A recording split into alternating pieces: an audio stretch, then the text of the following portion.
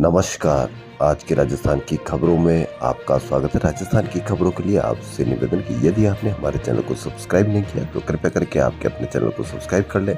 तो बढ़ते हैं आज की बड़ी खबर राजस्थान से। जी हाँ, राजस्थान प्रदेश अध्यक्ष डोटासरा पर ईडी की खबर सबसे पहले। जैसे ही कहीं चुनाव होता है, कांग्रेस प्रमुख विपक्षी दल होता है, कांग्रेस जीत की ओर अग्रसर होती है, तो सबसे पहले एंट्री होती है ईडी की। जी हाँ, राजस्थान में भी एंट्री हो गई है ईडी की। और ईडी की रेड का मतलब है कि राजस्थान में कांग्रेस रिपीट हो रही है, ये कहना है कांग्रेस नेताओं का। जी हाँ, राजस्थान में चुनाव के काउंटडाउन के बीच गुरुवार को प्रवर्तन निदेशालय की एंट्री हो गई। ईडी ने पेपर लीक मामले में कांग्रेस प्रदेश अध्यक्ष गोविंद सिंह डोटासरा के घर सहित 5 जगह छापे मारे। गहलोत के बेटे वैभव गहलोत को शुक्रवार को दिल्ली में पेश होने का समन दिया।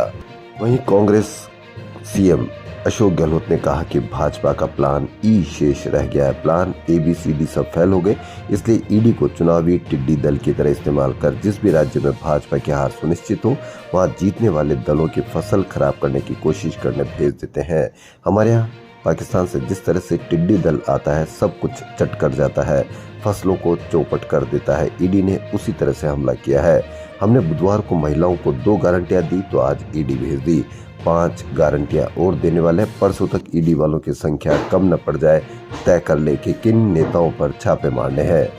कांग्रेस प्रभारी सुखजिंदर सिंह रंधावा ने कहा कि प्रदेश में भाजपा के पास न कोई नेता है न नेतृत्व, इसलिए ईडी का चेहरा बनाया है। क्या ईडी मध्य प्रदेश और हरियाणा में नहीं जा सकती?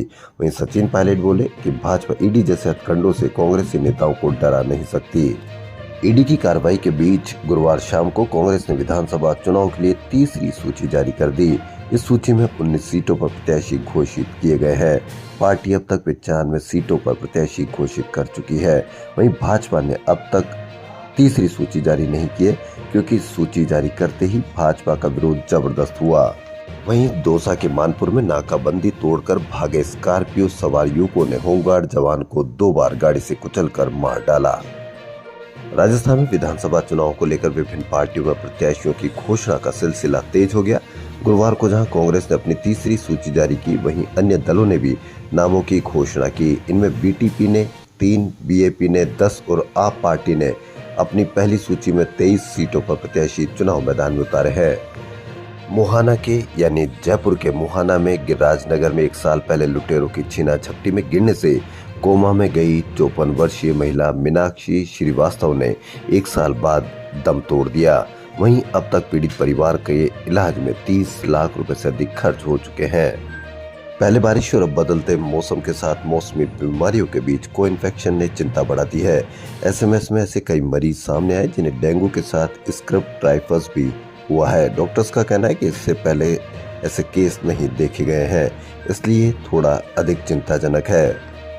जयपुर में कमिश्नरेट द्वारा चलाए जा रहे ऑपरेशन आग के तहत शिप्रापत थाना पुलिस ने अवैध हथियारों के साथ एक बदमाश को पकड़ लिया।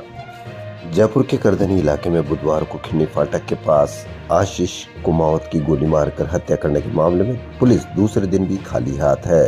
हत्यारों को पकड़ने के लिए टीम का गठन किया गया है। ये गठन की गई टीम कितने दिन में पकड़ पाती है, अब ये देखना है। SMS अस्पताल के ट्रोमा सेंटर में डॉक्टर्स ने एक ऐसे युवक की जान बचाने में सफलता हासिल की है जिसके सरिया छाती से आर पार निकल गया था।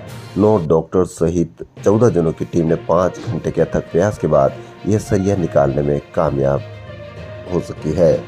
गांधीनगर इलाके में टोंक रोड पर ऑटो में यात्रा करने के दौरान एक महिला के गले से चेन तोड़ने का मामला सामने आया है। इस संबंध में पीड़ित मालवीय नगर निवासी सरोज बाला पारिक ने बुधवार को गांधीनगर थाने में रिपोर्ट दर्ज करवाई है। जयपुर के रामगंज थाना इलाके में हिदा की मोरी स्थित एक पटाखा शॉप में गुरुवार सुबह 6 बजे शॉर्ट सर्किट से आग लग गई। वहीं SMS हॉस्पिटल में नवरात्र और दशहरे की वजह से अस्पतालों में मरीजों की संख्या भी कम हो गई है। पिछले 13 दिन का आंकड़ा देखें तो इसकी पुष्टि होती है। हालांकि मौसमी बीमारियों की मार बरकरार है, लेकिन हर दिन की OPD में 2000 तक मरीज कम हो गए हैं। वहीं असर चुनाव के चलते लोग स्थानीय स्तर पर ही इलाज करा रहे हैं, जबकि रविवार या छुट्टी के दिन तो OPD मात्र 3000 तक ही सिमट कर रह गई है। इसका मतलब यह है कि आने वाले समय में जब हर जिले में मेडिकल कॉलेज खुल जाएंगे तो SMS पर भार कम होने वाला है। करवा चौथ और संकटशी चतुर्थी का व्रत इस बार 1 नवंबर को है, जो स्वार्थ सिद्धि और शिव योग में मनाई जाएगी। इस दिन सुहागिन महिलाएं पति की लंबी आयु के लिए व्रत रखती है। उत्तर भारत की प्रमुख श्री वैष्णव पीठ उत्तर तोदाद्री श्री गलता जी में गलता पीठाधीश्वर श्री स्वामी संपत कुमार जी अवधेशाचार्य महाराज के सानिध्य में 13 से 27 नवंबर तक कार्तिक महोत्सव मनाया जाएगा। कार्तिक महोत्सव के झंडे को रोकने का कार्यक्रम 2 नवंबर को होगा। वाल्मीकि वेलफेयर संस्था की ओर से शनिवार को महर्षि वाल्मीकि जयंती समारोह कृष्णा कॉलोनी वाल्मीकि बस्ती झोटवाड़ा में आयोजित की जाएगी। प्रतिभाओं को सम्मानित किया जाएगा। रीति रिवाज के साथ रावण का दहन तो किया ही जाता है, इसके बाद हिंदू धर्म की परंपराओं को निभाते हुए शोक भी रखते हैं। जयपुर के व्यापार मंडल के पदाधिकारी भी ये परंपरा पिछले 14 साल से निभा रहे हैं। प्रतापनगर सेक्टर 8 में यह दशहरा पर्व मनाया जाता है। के तीसरे दिन बाद गुरुवार को बाकायदा पांडाल बनाकर तीये की बैठक रखी गई, जिसमें रावण की तस्वीर के सामने बैठक में शामिल हुए लोगों ने पुष्प अर्पित कर श्रद्धांजलि दी। की आत्मा की शांति के लिए विधि विधान से क्रियाक्रम भी करवाया जाएगा। दहन के बाद रावण को मोक्ष मिले, समाज में अपराधी प्रवृत्ति के लोग पैदा न हो, इसलिए रखी तीये की बैठक। यह प्रतापनगर सेक्टर 8 जयपुर में है। राजस्थान की खबरों में फिलहाल इतना ही। यदि आपको राजस्थान की खबरें पसंद आ रही तो लाइक, सब्सक्राइब और शेयर अवश्य करें। धन्यवाद।